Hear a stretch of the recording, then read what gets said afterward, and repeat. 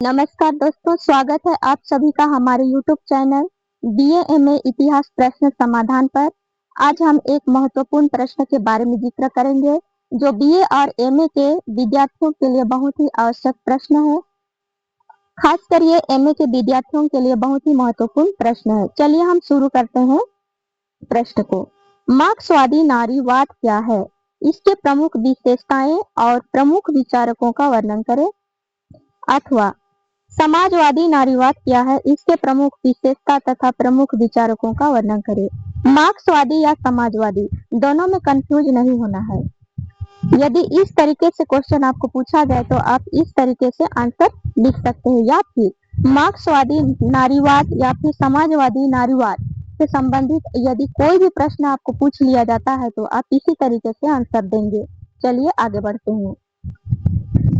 पहले तो आप परिचय दीजिएगा। नारीवाद क्या है? नारीवाद नारी से संबंधित एक विचारधारा है जो महिलाओं के सशक्तिकरण की बात करता है, मतलब महिलाओं को मजबूत बनाने की बात करता है। यह विचारधारा महिला और पुरुष के बीच समानता का बात करता है। यह महिला पुरुष के बीच समानता का बात करता है।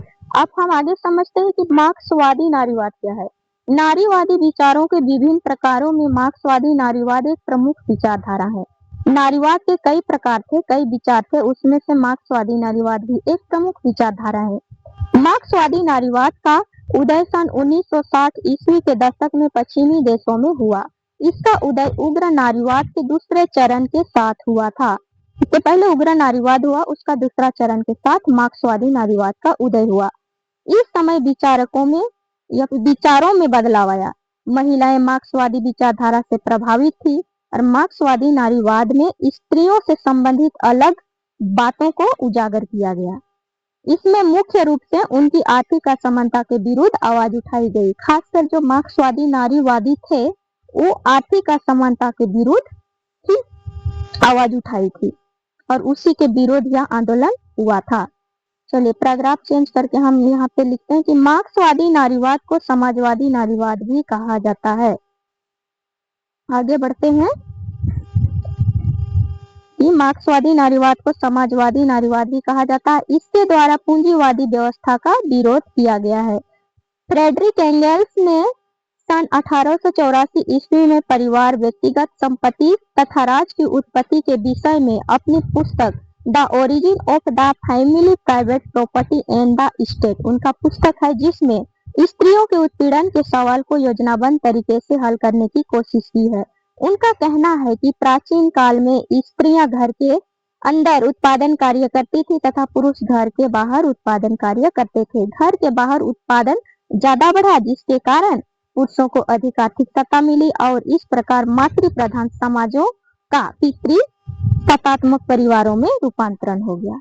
एंगल्स का मानना है कि नारी मुक्ति तब तक संभव नहीं है जब तक कि स्त्रियां घरेलू काम छोड़कर बाहर मजदूरी मिलने वाले काम को नहीं स्वीकार कर ले। इस प्रकार एंगल्स ने अपनी विश्लेषण के द्वारा महिलाओं के शोषण को उजागर करने की कोशिश की है। उनके अनुसार पुरुष स्त्रियों के घरेलू श्रम का वेतन नहीं देते हैं पर उससे खुद लाभान्वित होते हैं, ये उनका कहना है। चलिए हम आप आगे देखते हैं कि मार्क्सवादी नारीवाद के प्रमुख विशेषताएं। देखिए हम यहाँ पढ़ते हैं कि इनका मार्क्सवादी नारीवाद के प्रमुख विशेषताएं। अब इसको देखिए, पहला में है कि पूंजीवाद का विरोध, दूसरा में है आर्थिक असमानता का विरोध, तीसरा में है वर्ग संघर्ष, चौथा में है पुरुषों की भूमिका, पांचवा में है अवैतनिक घरेलू श्रम, छठवां में है पारिवारिक संरचना की आलोचना, सातवां में है उत्पादनों के साधनों का समान वितरण। ये आपका पॉइंट हो गया मार्क्सवादी नारीवाद के प्रमुख विशेषता का। आप आगे बढ़ते हैं, हम लोग इसको पूरा पॉइंट को डिटेल से समझते हैं। पूंजीवादी या फिर पूंजीवाद का विरोध। मार्क्सवादी नारीवाद पूंजीवाद अर्थव्यवस्था का विरोध करती है। देखिए पूंजीवाद का विरोध करती है। उनका मानना है कि पूंजीवादी व्यवस्था महिलाओं के उत्पीड़न का प्रमुख कारण है। मार्क्सवादी का मानना है कि पूंजीवादी व्यवस्था जो है वो महिला उत्पीड़न का प्रमुख कारण है। टीला रोबोथम जैसे विचारकों, ये विचारक हैं, विचारकों का मानना है कि नारी मुक्ति का संघर्ष वास्तव में पूंजीवादी विरोधी संघर्ष है। पूंजीवादी व्यवस्था में पुरुषों के हाथ में अधिक आर्थिक अधिकार आया, दूसरी ओर महिलाएं से अवैतनिक घरेलू श्रम कराया गया।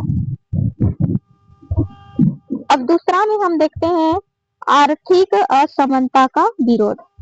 मार्क्सवादी नारीवाद आर्थिक असमानता का विरोध करता है। उनका मानना है कि महिलाएं पुरुष पर आर्थिक रूप से निर्भर रहती हैं, जिसके कारण सामाजिक संबंध में भी अंतर उत्पन्न होता है और महिलाओं की स्थिति कमजोर हो जाती है। अब तीसरा में देखिए वर्ग संघर्ष। मार्क्सवादी नारीवाद महिलाओं के उत्पीड़न के कारण वर्ग संघर्ष को भी मानता है। उनके अनुसार वर्ग संघर्ष समाज को वर्ग, जाति और नस्ल के आधार पर विभाजित करता है और इसमें लिंग की भूमिका महत्वपूर्ण होती है। इसलिए वर्ग संघर्ष का भी मार्क्सवादी नारीवाद विरोध करता है। अब चौथा में देखिए पुरुषों की भूमिका। मार्क्सवादी नारीवाद किसी भी प्रकार के परिवर्तनकारी आंदोलन में पुरुषों की भूमिका को भी महत्वपूर्ण मानता है, क्योंकि वो लोग भी साथ नहीं देंगे तो केवल नारियों के आंदोलन से केवल परिवर्तन नहीं हो सकता है। इसीलिए क्योंकि वह पुरुषों को संपूर्ण व्यवस्था में एक महत्वपूर्ण हिस्से के रूप में देखता है। बिल्कुल सही बात है कि वह पुरुषों को एक महत्वपूर्ण हिस्से के रूप में देखता है, जो व्यवस्था है उनका उनमें से। चलिए आगे बढ़ते हैं हम लोग 5वां नंबर में अवैतनिक घरेलू श्रम। महिलाएं बिना वेतन के परिवार के लिए प्रतिदिन आवश्यक काम करती है, देखिए, जिसका लाभ घर के पुरुषों को होता है। इसी प्रकार श्रमिक भी जो श्रम करते हैं उसका लाभ पूंजीपतियों को अधिक लाभ मिलता है, क्योंकि मजदूरी सीमित या कम मात्रा में मिलती है और अधिक समय तक मुफ्त में श्रम कराया जाता है। मार्क्सवादी नारीवाद में इन सब बातों का विरोध किया जाता है, इसीलिए जो है वो पूंजीवादी व्यवस्था का विरोध करता है मार्क्सवादी नारीवाद। चलिए आप 6वां पॉइंट को समझते हैं पारिवारिक संरचना की आलोचना। मार्क्सवादी नारीवाद परंपरागत परिवार की संरचना की आलोचना करता है, जो पहले से रही संरचना की आलोचना करता है, क्योंकि इसमें नारी को कम महत्व दिया जाता है और देखा जाए तो यह पूंजीवादी व्यवस्था को बनाए रखने में काफी मदद करता है। पारिवारिक संरचना में पितृसत्तात्मक व्यवस्था महत्वपूर्ण होती है और पूंजीवाद तथा पितृसत्ता आपस में एक दूसरे से जुड़ी हुई है।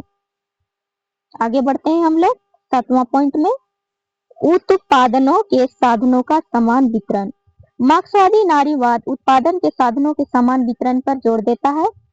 उसका मानना है कि ऐसा करने से स्वयं ही महिलाओं का उत्पीड़न समाप्त हो जाएगा। इस प्रकार मार्क्सवादी नारीवाद महिलाओं के सामाजिक स्थिति को उत्पादन के साधनों और श्रम संबंधों के संदर्भ में देखा है। यह नारीवाद विचारधारा का वह शाखा है जो मानती है कि महिलाओं के उत्पीड़न का मूल कारण पूंजीवाद और वर्ग आधारित समाज है। यह क्रांति के माध्यम से वर्ग विहीन शोषण मुक्ति समाज की स्थापना पर बल देता है, जो महिला मुक्ति के लिए आवश्यक है। मार्क्सवादी या समाजवादी नारीवाद उदारवाद से जुड़े व्यक्तिवाद का खंडन करता है। मतलब यह कहता है कि उदारवाद से जुड़े व्यक्तिवाद जो है उसका खंडन करता है। यह महिला की स्वतंत्रता की ही बात नहीं करता, बल्कि स्त्री तथा पुरुष के बीच यथार्थ मतलब असली समानता स्थापित करने का बात करता है। साथ ही यह समाज में स्त्री पुरुष में सहयोग और सामुदायिक भावना स्थापित करने की बात करता है। यह अनंत काल तक चली आ रही पुरुष प्रधान समाज, जिसमें पुरुष को सारी संपत्ति का स्वामी माना जाता है, यहाँ तक कि स्त्रियों को भी पुरुष की संपत्ति के रूप में देखा जाता है, इसका विरोध करती है, फिर इसका विरोध किया जाता है। चलिए अब हम आगे देखेंगे कि मार्क्सवादी नारीवाद के प्रमुख विचारक यहाँ पे है। इनके प्रमुख रूप से 3 विचारक थे। पहला है फ्रेडरिक एंगल्स, इसके बारे में जानते हैं। फ्रेडरिक एंगल्स मार्क्सवादी नारीवाद के प्रमुख विचारक हैं, जिन्होंने परिवार, निजी संपत्ति और राज्य की उत्पत्ति नामक पुस्तक सन 1884 ईस्वी में लिखी है, जिसमें तर्क दिया है कि निजी संपत्ति की अवधारणा ने महिलाओं के शोषण को जन्म दिया है, इनका मानना है। अब दूसरा में है आपका अलेक्जेंड्रा कोलोताई। यह एक प्रमुख बोल्शेविक नेता थे। इन्होंने उदारवाद, नारीवाद की आलोचना की। देखिए, उदारवाद जो पहले चला था आंदोलन, उसका इन्होंने आलोचना की।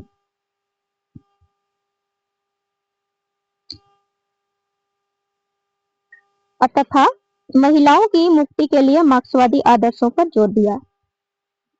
इन्होंने मार्क्सवादी आदर्शों पर जोर दिया। अब तीसरा में है एंजेला डेविस। इन्होंने नस्लवाद, पूंजीवाद और पितृसत्ता के अंतर संबंधों पर काफी कुछ लिखा है और इन्होंने ही मार्क्सवादी नारीवाद का समर्थन किया है। अब चलिए हम आगे चलते हैं लास्ट पॉइंट मूल्यांकन में। यहाँ देखिए मूल्यांकन।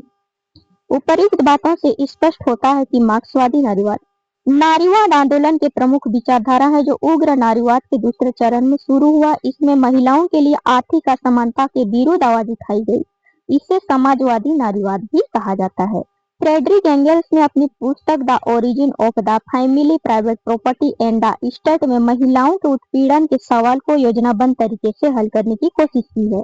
उनका कहना है कि प्राचीन काल में स्त्रियां घर में उत्पादन कार्य तथा पुरुष घर के बाहर उत्पादन कार्य करते थे। घर के बाहर उत्पादन ज्यादा बढ़ा, जिसके कारण पुरुषों को अधिक आर्थिक सत्ता मिली।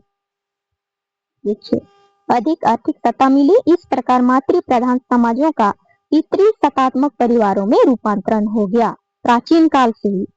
उनका मानना है कि नारी मुक्ति, यहाँ पे नर लिखा हुआ है, यहाँ पे नारी लिखना होगा। नारी मुक्ति तब तक संभव नहीं है जब तक कि स्त्रियां घरेलू काम छोड़कर बाहर मजदूरी मिलने वाली काम को स्वीकार न कर ले। मार्क्सवादी नारीवाद के प्रमुख विचारक में Friedrich Engels, Alexandra Kollontai, Angela Davis आदि प्रमुख हैं। ये आपका मार्क्सवादी विचारक है। आपको मार्क्सवादी नारीवादी आंदोलन समझ में आया।